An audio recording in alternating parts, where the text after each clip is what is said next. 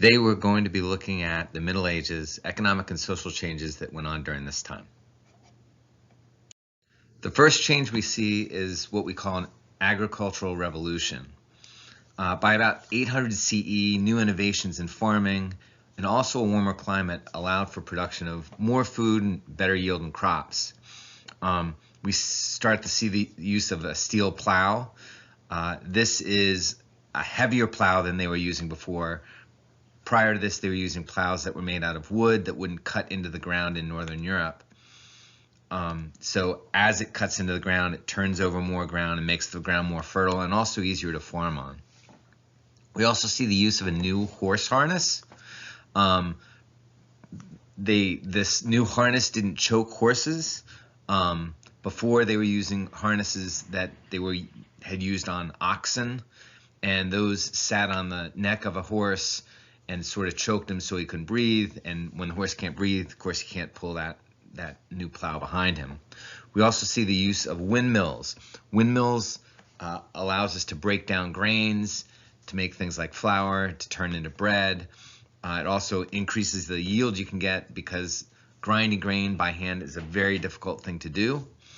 And we also, and probably most important, see the use of something called the three-field system, where a farmer can use 2/3 of the land instead of only half at a time. Here we see an old ox harness. Oxen are sort of like cows. They're slower than horses. They don't break as much land up. So you can't farm as much land when you're using oxen. We also see the use of the new horse harness. You can see how it sits down on the horse's shoulder and doesn't choke the horse, so the horse can pull without having to cough. It allows the horse to pull 4 to 5 times more weight and plow about 3 times as much land as the oxen did. So being able to use ox was slowing down the farming. Now that they're starting to use horses, more land can be turned over. We still see the use of oxen throughout the Middle Ages. Part of the reason for this is when an oxen dies, it's like a cow, so you can eat it. Horses don't taste very good, so you can't use it as a source of food. So many poor people still continue to use oxen, but they would use the new plow with those oxen as well. Here's a picture of a water wheel. The water is going to come through and turn this wheel, and then inside there's going to be a big stone, a millstone, that's going to grind the grain up and make it into flour. If you've ever been down to Mount Vernon, where George Washington was, they have a giant millstone down there, and it's just a way to grind the grain. Here are 2 pictures of windmills, and as the wheel turns on the outside, this wheel will turn on the inside as the mill spins around. Often you see them raised off the ground a little bit. This was for a number of reasons, one of them being it allowed you to get bigger fans or bigger mills on the outside, and so you could turn more grain. Okay, here's the 3-field system. Now this is the thing that really helped produce more food during the Middle Ages. As you can see, the village is here in the manor house where the Lord would be over to the left part of the page. And you see 3 fields, one labeled spring planting, one labeled fallow field, one labeled fall planting. And in the spring planting, you could plant things like beans and legumes and peas and stuff like that. And that would grow all summer. In the fall, you would plant like wheat or winter wheat or oats, something that grows pretty quickly that you could then harvest. This field over here, they would leave fallow. And that means they wouldn't grow anything in that field for the whole year. What they did figure out pretty quick was if you had manure or cows or horse manure, and you let the animals in this fallow field, yeah, there wasn't a lot of food, but there was some leftover stubble and old wheat stalks and stuff like that. So you let your cows and horses over here, and as they're eating, they're pooping, and walking around and they're mashing up the ground and pushing that manure into the field. And then next year, this field would become more fertile. So the next year, the spring planting would be done over where the fall planting was. The fallow field would be a spring field. And then this third field would be fallow. And you wouldn't do anything in that. And the difference was before they had a 2-field system.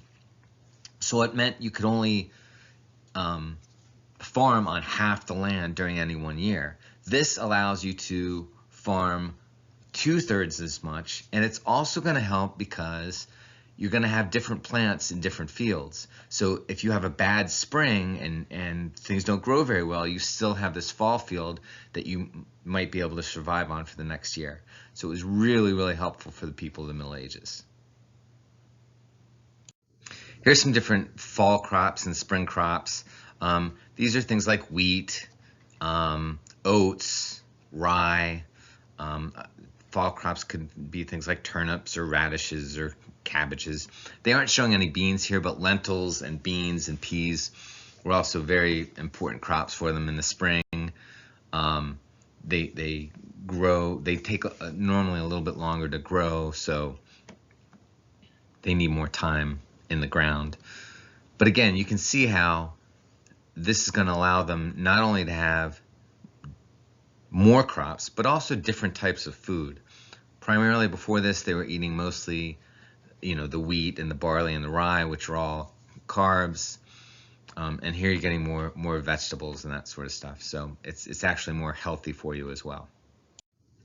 So what happens because of this agricultural revolution, or this change in revolution? We see an increased food production.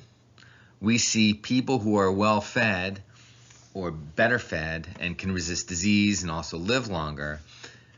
The population of Europe is nearly going to double. The other thing this is going to do is it's going to allow more people to do things other than just growing food. So we're going to actually see a change in the way that commerce and business is done as a result of this agricultural revolution. So after this agricultural revolution, we see a commercial revolution, or a change in the way business and trade are done. We're going to see the population grow because people have more food and they're better fed and they're healthier. And they're going to want more things, more iron and wool and furs, silk, spices. And because of this, we couldn't make all the items that people wanted on these manors. So some of these things need to come from foreign lands. We're going to start to see new trade routes open by the time of the Crusades. And these trade routes go from places like the Middle East to Italy, to Flanders, which is in northern Europe, along the Mediterranean Sea to Constantinople, and even to some Muslim ports in North Africa. Now, as we get more trade, we need traders who need cash, and we also see them need credit. We've talked about a number of different times it's easier to have credit. We saw it when we studied Islam, the idea of sacks or checks. We're also going to see, we're going to see a growth in the banking system. We're going to see the church relax policies against usury. Usury is the lending of money with interest. The church originally wasn't for lending money with interest. They went back to their origins, and the church said that lending money was an evil thing. We see exchange rates established, letters of credit so that you could get money lent to you in Italy and spend it in France. We also see the rise of a money economy, which replaces the barter system, which we've talked about a number of different times. And this increase in banking and trade is actually going to weaken feudalism. As people move off the manors and start to trade, the feudal lords are going to get weaker. So as this trade increases, people are going to need a place to trade. We're often going to see them start having fairs and festivals, often on waterways where two rivers meet, or a place near the ocean that has a good harbor. And we're going to see people start to move to these areas. Over time, these areas where traders meet are going to grow into towns, and population is going to grow all over Europe. The towns were often granted charters by the king that allowed them to elect their own leaders and control local affairs in return for money. So the kings are going to do this because it makes the lords weaker, and the people living in the towns are going to do this because they can get away from being serfs and they can do new things. So this expansion of trade is actually going to weaken the feudal system. So what were the towns like? We often see high walls built around the outside of the towns. We're going to see narrow streets with tall wooden houses. A constant danger of fire, right? Like if you have a fire in one house, it can easily jump over the next house. All the houses are very close together. These places don't have sewers. They're filthy. They're ideal conditions for spread of disease like the Black Plague, which we'll talk about a little bit later. You didn't want to be towards the street because when people were done using the bathroom, they would dump it out in the street. You had animals and pigs and rats, and it was a pretty nasty place, filthy place to live in. But in many ways, it was still better than being on the manor. And again, here's another picture. You can see the river that's sort of running right through it. You've got people cleaning clothes down here. You've got all sorts of stuff going on. So you can imagine if people throwing excrement and waste out these windows and it's floating down the river and you're cleaning at this end, it's not going to be the most healthy place to be. And you can see these roofs are made out of stuff called thatch. The one isn't. The one that looks different is a stone or slate roof, but most of them are thatch, which is essentially straw. And if you know anything about fire, fires do really well in straw, and they burn real quickly in straw. So many of these houses were like tinder boxes just waiting to be caught on fire. So cities were not the safest places, but people in many cases would rather be in a city than working on a manor. So as this happens, we start to see changes in society. As people start to move to cities, we see a rise in what we call a middle class. Merchants, sometimes they were called burghers, traders and artisans, all start to gain more money, not from working on the land, but from running businesses. Many serfs are going to run away from the manors. The rule in many places was if you were in a town for a year and a day, you would then become free, so you would have large numbers of serfs moving away from the manors if they could to move into town. Often serfs who stayed on the manors become tenant farmers, so they would farm their own land and pay the lord with money or crops, depending on the situation. So this is just an example of a city that we might see during the Middle Ages. Again, you can see it's walled. For protection, there are 2 walls on this particular city. You can see outside of the city to the top of the page here, you've got farmland, so people would live in here, and sometimes they would farm on the outside.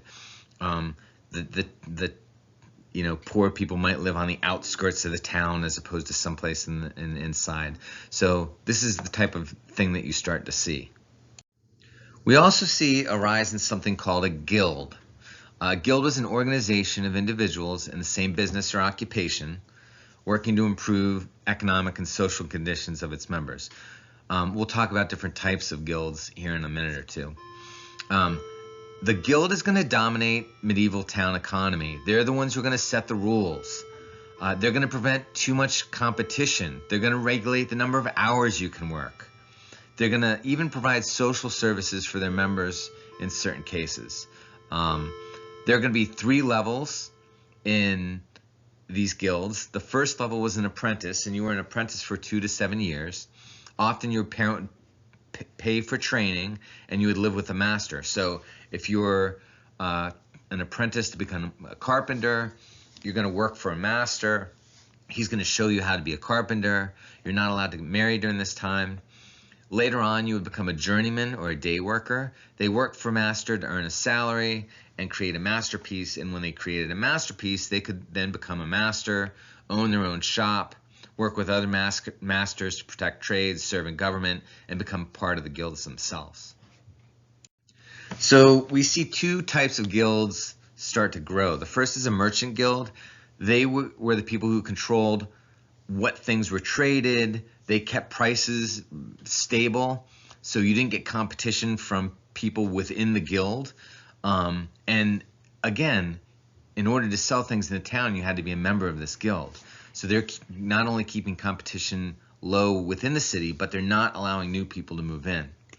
Then there are craft guilds. These were skilled workers who set work standards for quality of work and wages, working conditions, and they also supervised new workers' training. An example might be a baker. The guilds would decide bakers were required to sell loaves of bread at the same price and the same size and the same weight. That way, there wasn't as much competition within the city. You could have glassmakers, winemakers, tailors, bakers, etc. Often husbands and wives worked together in the crafts. So if you were a baker, your wife would help you, or you would work together.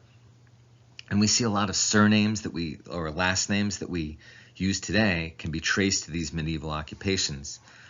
In English, Smith, or in German, Schmidt. In English, carpenter, which is charpentier, or Zimmermann in German. Baker is a Buhlander, and a cooper. And if you guys don't know what a cooper is, a cooper made barrels. So it's quite a process to make a barrel. Normally, Mr. Fox and I will give you the opportunity, if you'd like, to make your own barrel. And we give you a lot of extra credit if you can make your own handmade barrel. In our 10 years together, we've never had anybody actually make us a barrel. If you look it up, the process of making a barrel by hand is really, really hard. But that's what a cooper is. So these are different guilds. They used to hang signs outside their hall to let you know what type of guild they were. Here are the barrel makers we were talking about over there. This is what their crest would look like. So what does this mean? As we need more workers, we're going to see workers need more cash. Banking and lending services are going to increase. We're going to see more banks. Merchants' wealth and power are going to become bigger. We're going to see serfs move to towns, so they're moving away from the manors onto the towns. They're going to be paid for their work. And eventually the merchants are going to have more money. And this is actually going to increase the wealth of the king and also the power of the king. As people move away from the manors, the lords become less important and the kings become more important. We also start to see a revival of learning. We know that much of the writing from the Greeks and the Romans had been lost after the fall of the Roman Empire and the invasions of Western Europe by those barbarians. We do know that Muslim and Jewish scholars in places like Spain or the Middle East had taken those works and they had translated the works from Greek and Roman into Arabic.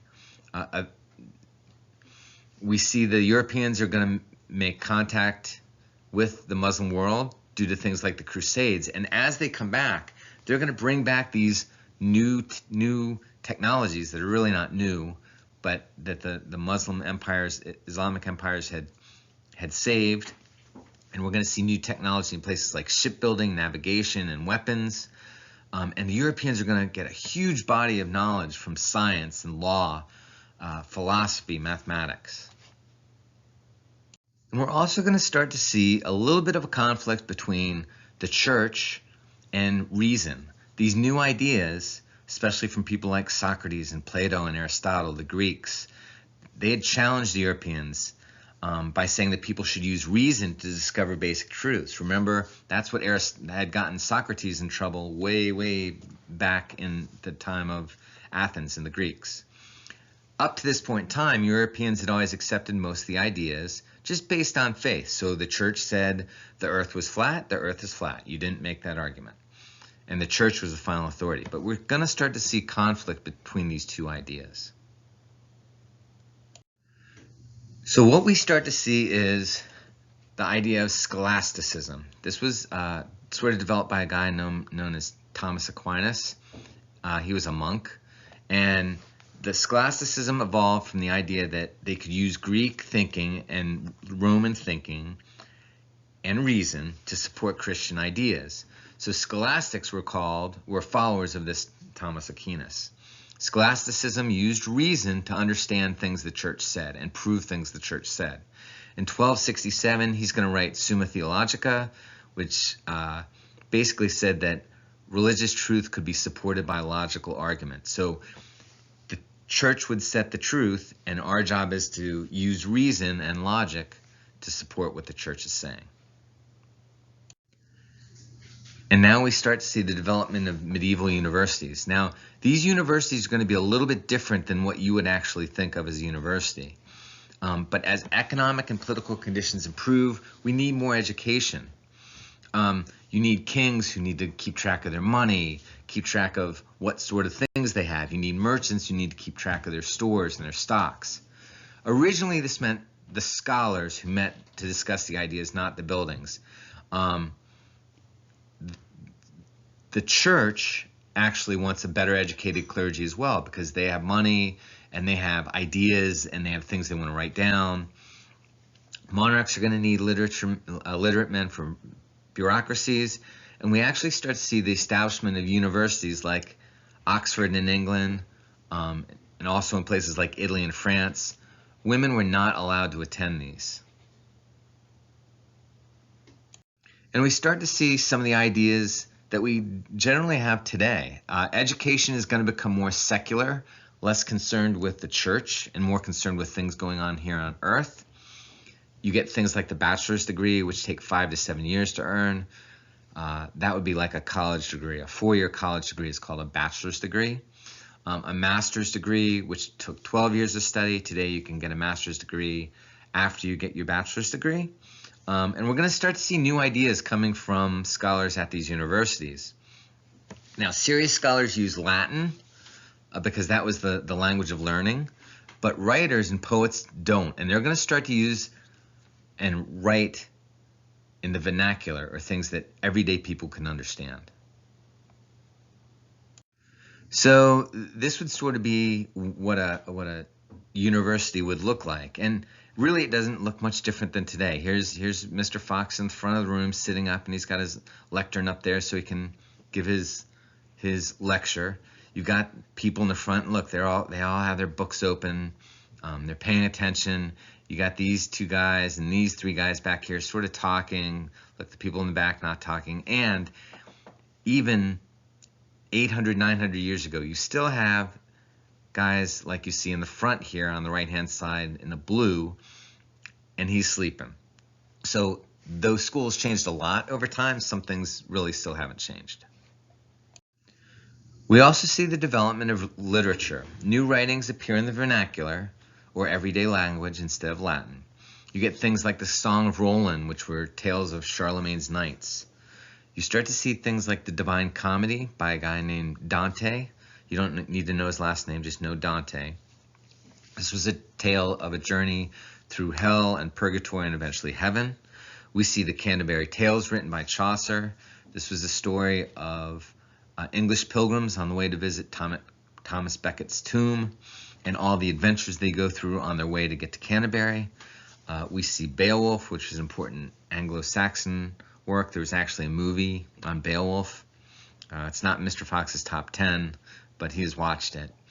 And we also see nations embrace song and literature of their own. No longer is it Latin, or no longer is it things going on in Roman times, but it's stuff like what's going on in England and relative to people in France. So that's a big change. And that is it for the agricultural and economic revolution in the Middle Ages. And hopefully you guys got all this.